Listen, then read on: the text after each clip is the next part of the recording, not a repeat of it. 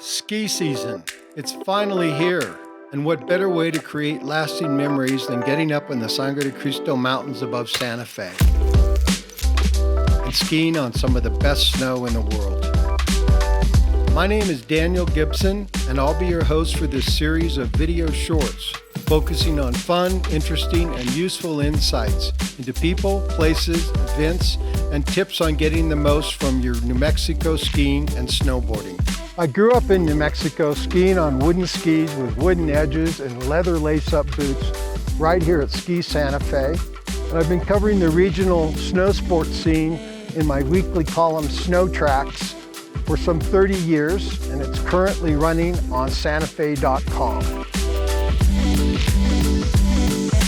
So please join us now as we launch this series. Today's focus will be on preparing your gear for the season.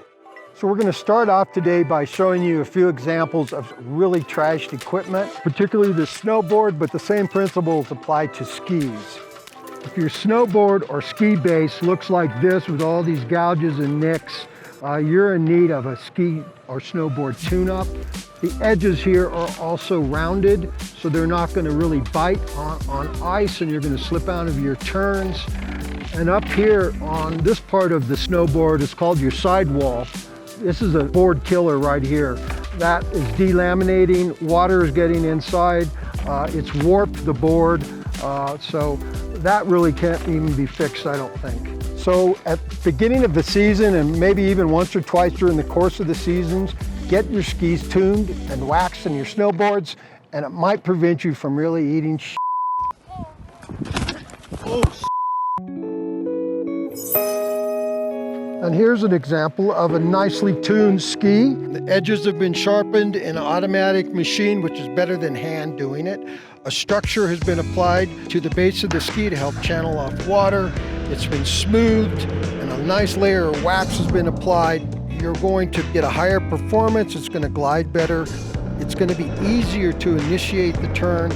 All in all, just a more fun experience.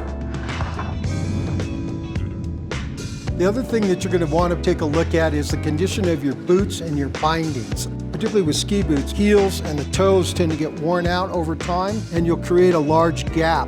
Those gaps impede the proper functioning of the boot and the binding release. So that's the end of today's episode. For further information on these topics, take a look at my column, Snow Trax, at either santafe.com or lascruces.com. And meanwhile, adios and happy trails from Ski Santa Fe.